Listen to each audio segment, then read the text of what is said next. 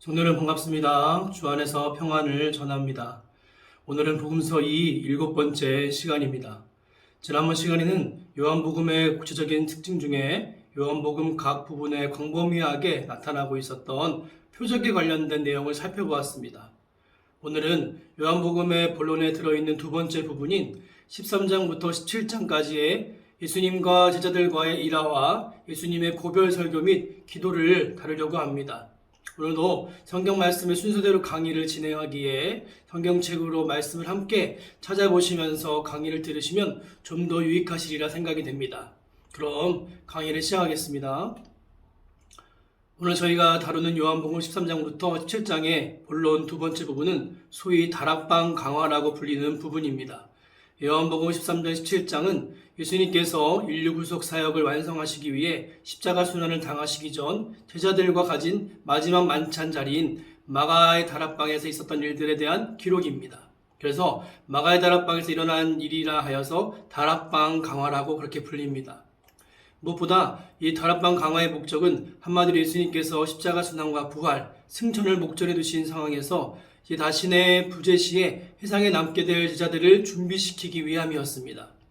그래서 이 부분의 내용적 키워드라 함은 전체적으로 사랑, 위안과 평강, 예수 안의 거함, 그리고 세상에 대한 승리의 확신 등 이 다락방 강화의 주제라고 이것들을 볼 수 있습니다. 다락방 강화의 내용 구조는 크게 세 부분으로, 즉 13장의 만찬 석상에 있었던 일에 대한 보도와 14장에서 16장의 주님의 고별 설교, 그리고 17장의 주님의 대제사장적 기도로 구성되어 있습니다. 먼저 13장은 예수님께서 제자들의 발을 씻기심, 가룟 유다의 배반과 이탈, 예수님의 부활 승천에 대한 암시적 예고와 사랑의 새 계명의 수여, 그리고 베드로의 예수 부인 예고 등의 예수님의 최후의 6월절 만찬 석상에서 있었던 일들을 보도하고 있습니다. 이 중 가룟 유다의 배반과 베드로의 예수 부인 예고의 기사는 사복음서 모두 공통적으로 나타나고 있는 부분입니다.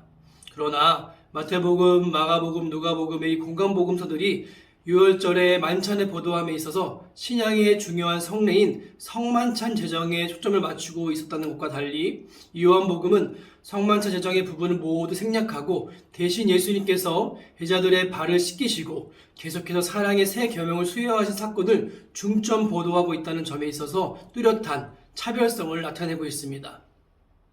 예수님께서 제자들의 발을 씻기신 사건은 요한복음만의 독특한 기사로서 이후에 이어지는 긴 강화 설교와 별개의 행동이 아니라 오히려 설교의 출발점을 이루고 있으며 무엇보다 몸으로 보이신 설교라고 할 만큼 이후의 강화 설교와 밀접한 관련이 있습니다.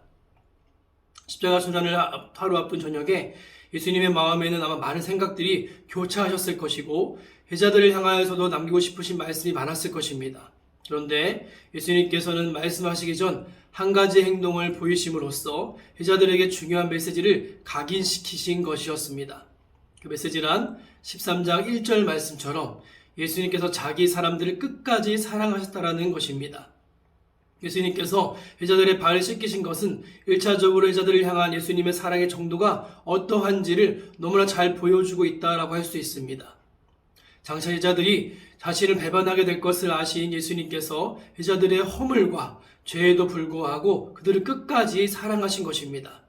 심지어 예수님께서는 자기를 팔자인 가룟 유다의 발까지도 씻기셨다는 것은 무조건적이고도 변함없는 그분의 초월적 사랑을 잘 보여줍니다. 다음으로 예수님께서 제자들의 발을 씻기신 것은 내가 너희를 사랑한 것 같이 너희도 서로 사랑하라는 새 계명의 메시지를 행동으로 보여주신 것이었습니다.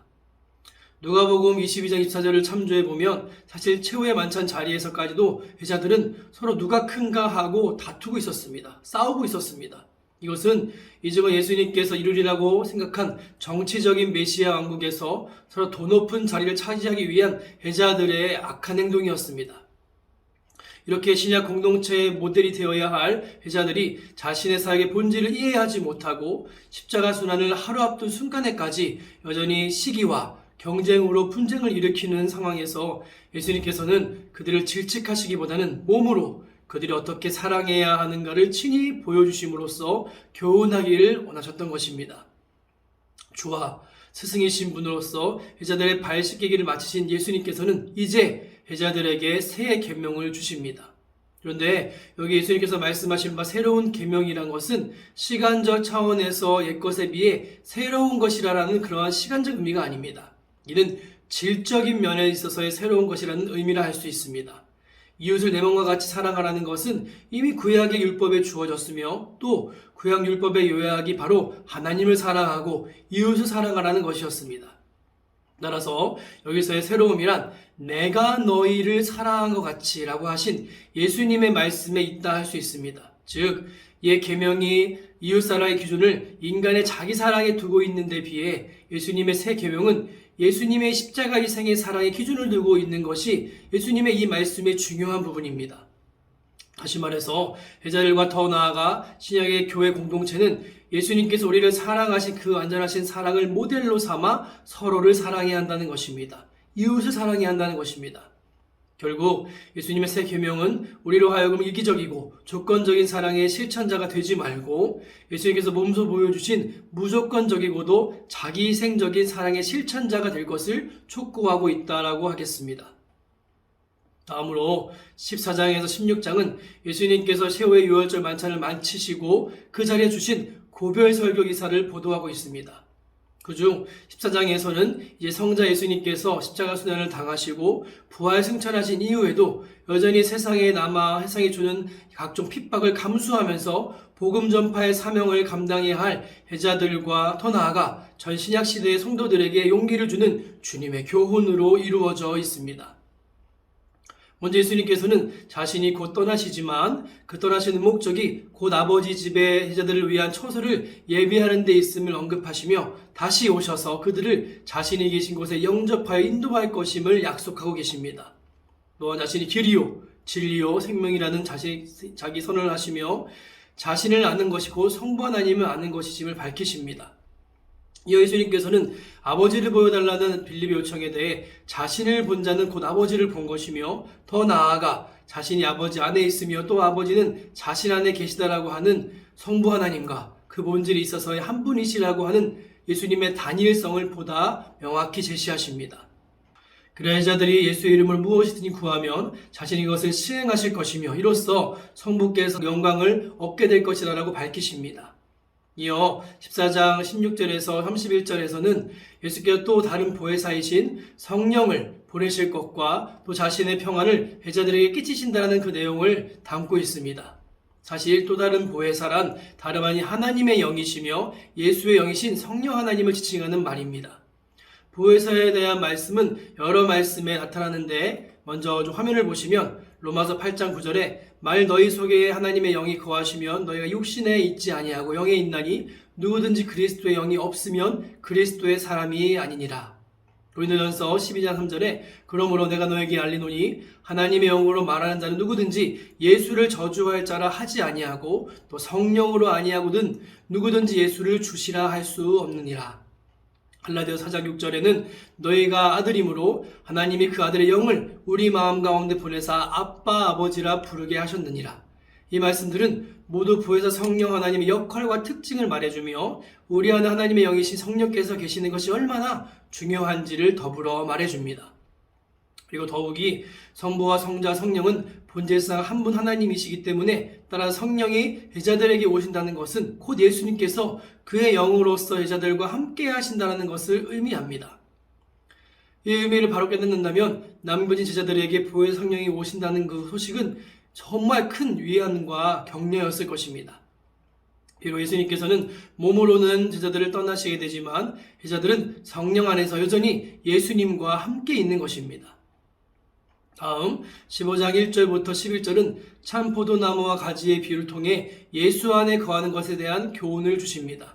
제자들은 포도나무와 가지가 연합하듯이 그렇게 참 포도나무이신 예수님과의 유기적인 연합을 통해 하나님이 원하시는 열매를 맺을 수 있으며 또 무엇이든지 구하는 대로 응답받는 기도의 축복을 받게 된다라고 말씀하십니다. 그렇다면 예수 안에 거하는 것은 과연 무엇인가? 여기서 예수님께서는 자신 안에 거하는 방법이 바로 자신의 계명을 지키는 것이라고 말씀하심으로써 예수님 안에 거하는 것과 예수님의 계명을 지키는 것이 밀접한 관계가 있음을 밝히십니다. 그리고 이어서 15장 12절에서 17절에서는 예수님께서 자신이 제자들을 사랑하신 것 같이 제자들도 서로 사랑하라는 세 계명의 준수를 재차 언급하며 촉구하십니다. 더불어 이 15장 18절 이하 16장 33절까지의 네 문단은 제자들이 세상으로부터 미움과 핍박을 받게 될 것을 예고하시면서 세상에 대한 승리의 확신을 가질 것을 권고하는 내용으로 이루어져 있습니다. 이 과정에서 예수님께서는 보혜사 성령의 강림에 대해서와 성령이 오셔서 행하실 사역에 대해서도 예언과 교훈을 주실 뿐만 아니라 자신의 죽음과 부활 및 승천에 대해서도 구체적으로 예고하십니다. 예수님은 말씀하시기를 때가 되면 사람들이 제자들을 출애시키고 심지어 죽이기까지 하면서 그것을 하나님을 위한 것으로 정당화할 것이다 라고 그렇게 말씀하십니다. 사실 핍박을 당해도 그것이 분명히 하나님을 위한 것임을 분명히 안다면 견디고 이겨낼 가능성이 큽니다. 하지만 그 반대로 핍박하는 자가 오히려 의의 편에 선 듯한 상황이 되면 핍박을 받는 제자들은 두려울 뿐 아니라 심각한 혼란을 겪게 될 수밖에 없을 것입니다. 그러나 성도들에게 있어 위로가 되는 것은 보혜사 성령은 죄와 의와 심판에 대해서 세상을 책망하실 것이라는 겁니다. 그 죄에 대한 심판으로 세상의 잘못된 생각을 드러내시고 그들의 악함에 대해서 유죄 판결을 내리실 것이라 말씀하십니다. 보혜사의 이러한 사역은 핍박을 당하는 그리스도인들에게는 큰 위로와 격려를 주는 사역이 아닐 수 없습니다. 더 나아가 보혜사는 진리의 성령으로서 제자들을 모든 진리 가운데로 인도하실 것이며 성부와 성자께 속한 모든 영광의 비밀들을 알려주실 것이라 말씀에 기록되어져 있습니다. 이제 13장에서부터 이어져 온 긴 강화의 결미 부분에 가까이 이르게 되자 드디어 예수님께서는 여제 자신의 죽음과 부활의 임박성에 대해 이해가 부족한 제자들에게 자신의 죽음과 승천에 대해 보다 구체적으로 진술해 주십니다. 그리고 최종적으로 이 모든 강화 설교는 제자들이 예수님 안에서 평안을 누리게 하는 것에 있다라고 그 목적을 밝히신 후 세상에 대해 승리의 확신을 가지라고 권고하십니다. 물론 예수님의 이 같은 심오한 설교를 제자들은 다 이해할 수 없었습니다. 이제 오늘 밤이 지나 내일 새벽이 되면 예수님은 체포되실 것이고 제자들은 평소의 충성심의 장담과는 달리 모두 뿔뿔이 흩어져 도망하고 말 것입니다. 그리고 그 후에도 그들은 세상으로부터 끊임없는 핍박을 받게 될 것은 자명합니다. 그러나 예수님은 제자들의 미래에 대해 조금도 염려하지 않으셨고 흔들리지 않는 확신을 가지고 계셨습니다. 그것은 자신의 지상사역의 종결이 곧 보혜사 성령의 강림이라는 새로운 시작을 알리는 것이기 때문이었습니다. 성령 안에서 제자들은 결코 주님과 떨어져 있지 않았습니다. 성령 안에서 제자들은 상황을 초월하여 세상이 알지도 못할 뿐만 아니라 주지도 못하는 평강을 누릴 수 있었습니다.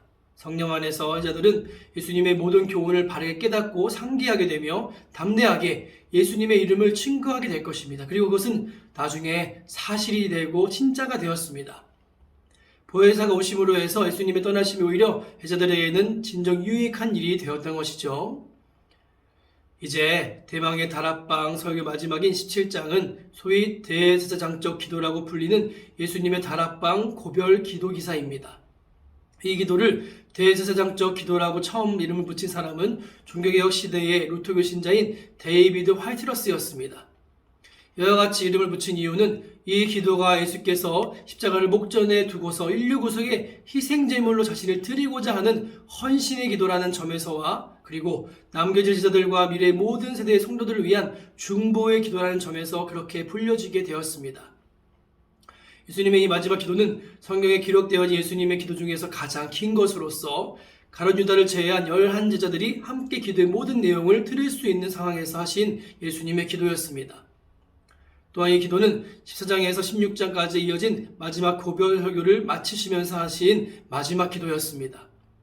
이런 점에서 예수님의 이 마지막 기도는 신명기 32장에 나오는 구약에서의 모세의 기도를 또한 모세의 증거의 노래를 연상시킵니다.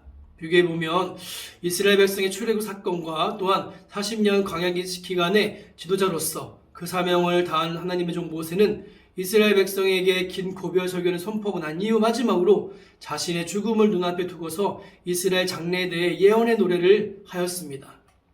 이렇게 죽음을 앞에 두고 노래와 기도를 한 것은 배경상에 예수님과 모세의 비슷한 부분이 많습니다. 그러나 이 구약의 모세의 기도와 예수님의 고별 기도 사이에는 중요한 차이점이 존재하는데 그것은 모세가 장차 이스라엘 백성의 배교와 그에 대한 여호와 하나님의 진노를 예언하였다면 예수님의 기도는 그 기도를 통해 제자들 및 미래의 신약교회의 거룩함과 일치 및 그 영광을 예언하고 있다는 것입니다. 따라서 예수님의 대제사장적 기도는 그 분위기가 결코 암울하거나 슬프지 않습니다. 오히려 장차의 영광에 대한 기대감과 성부와 성자 간의 연합을 본받는 거룩한 신약 공동체 장엄한 비전으로 충만하여 있습니다. 이제 17장의 내용을 좀 더 세부적으로 살펴보자면 먼저 1절부터 5절에서 예수님께서는 성자 자신과 성부 하나님의 영광을 구하는 기도를 드리십니다. 예수님께서는 아들을 영화롭게 하사 아들로 아버지를 영화롭게 하게 하옵소서라고 기도하십니다. 성자의 영광은 성부의 영광과 따로 존재하지 않는다 말씀하십니다. 성부에게서 발현된 영광은 성자를 영화롭게 하며 그 영광은 다시 성부를 영화롭게 하는 것으로 되돌아가게 됩니다. 예수님께서는 십자가 순환을 통해 성부께서 맡기신 구속사역을 완성하게 될 것이고 그것으로써 성부 하나님은 영화롭게 하는 동시에 자신이 하나님으로서 창세 전부터 성부와 함께 누리던 영광으로 다시 돌아가게 될 것임을 아신 것입니다. 성자로서의 자기 자신과 성부의 영광을 구하는 이 기도는 곧 예수께서 십자가 순환뿐 아니라 그 너머에 있는 영광을 동시에 보고 계셨음을 말해줍니다. 다시 말하면 예수님은 그 앞에 있는 영광을 위해 십자가의 부끄러움을 개의치 않으셨다는 것입니다. 히브리서 12장 이전의 말씀처럼 믿음의 주요 또 온전케 하시는 이인 예수를 바라보자. 그는 그 앞에 있는 기쁨을 위하여 십자가를 참으사 부끄러움을 개의치 아니하시더니 하나님 보좌 우편에 앉으셨느니라. 이 말씀이 이것을 증명합니다. 이어 6절부터 19절은 제자들을 위한 중보의 기도가 뒤를 잇습니다. 제자들을 위한 중보의 내용은 주로 제자들의 보전과 진리의 말씀에 의한 거룩함을 위한 것입니다. 여기서의 보전은 내적, 외적 두 가지의 측면에서의 보전인데 한 가지는 내적 분열로부터의 보전으로서 제자들이 하나가 되게 해달라는 것입니다. 또 한 가지 외적 요소로서의 보전은 즉 악에 빠지지 않도록 해달라는 것이라 할 수 있습니다. 마지막으로 20절에서 26절은 아직 태어나지 않은 자들까지도 포함한 미래의 모든 성도들을 위한 기도가 나타납니다. 이 부분에서의 기도의 뚜렷한 주제는 바로 하나된 유니피케이션입니다. 즉 예수님께서는 아버지께서 내 안에 내가 아버지 안에 있는 것 같이 너희도 다 하나가 되어 우리 안에 있게 하시기를 구한다라고 말씀하십니다. 그 성자와 성부 사이에 온전한 일치가 있음 같이 성부, 성도의 상호 간에도 이러한 일치가 있기를 원하시며 더 나아가 하나님과 성도들이 일치되기를 구하시는 것입니다. 물론 성부와 성자 간의 일치는 성도들 상호 간의 일치 및 성도들과 하나님과의 일치와 동일한 것은 아닙니다. 아시다시피 성부 하나님과 성자 예수님의 신적 본질에 있어 하나가 되는 일치라는 것에 대해서 그런 특징이 있지만 성도들 간의 상호 간에 혹은 성도들과 하나님 사이의 신적 본질을 공유할 수 없기 때문입니다. 그럼에도 불구하고 이 일치를 위한 기도의 스케일은 광대하며 그 의미는 너무나 심오합니다. 왜냐하면 이 기도는 곧 그리스도의 중보 사역을 통하여 구속받은 모든 하나님의 백성들이 전체로 하나가 되며 온전한 하나님의 사랑 안에 거하며 그리스도의 영광에 참여하게 될 것임을 말해주고 있기 때문입니다. 실로 예수님의 이 대제사장적 기도는 예수님의 심오하고도 위대한 구속사의 비전을 우리에게 보여준다 할 수 있습니다. 십자가를 목전에 두고서 예수님께서는 앞으로 이루어질 많은 것들을 보셨습니다. 곧 하나님의 구속계획의 성취와 회복될 자신의 영광 그리고 오고 오는 회대의 모든 구속받은 백성들이 이루게 될 거대한 우주적 교회 비전이 우리 눈앞에 또는 주님의 눈앞에 펼쳐져 있던 것이었습니다. 이렇게 오늘 강의는 요한복음에서의 다락방 강화로 이끌어지는 13장부터 17장까지의 내용을 다루었습니다. 다음 강의는 19장부터 21장까지의 요한복음에서 예수님의 순환과 죽음, 부활에 대해서 나누도록 하겠습니다. 아무쪼록 남은 한 주도 건강 조심하시고 주 안에서 승리하는 성도분들 되시기를 소망합니다. 다음 주에 뵙겠습니다. 감사합니다.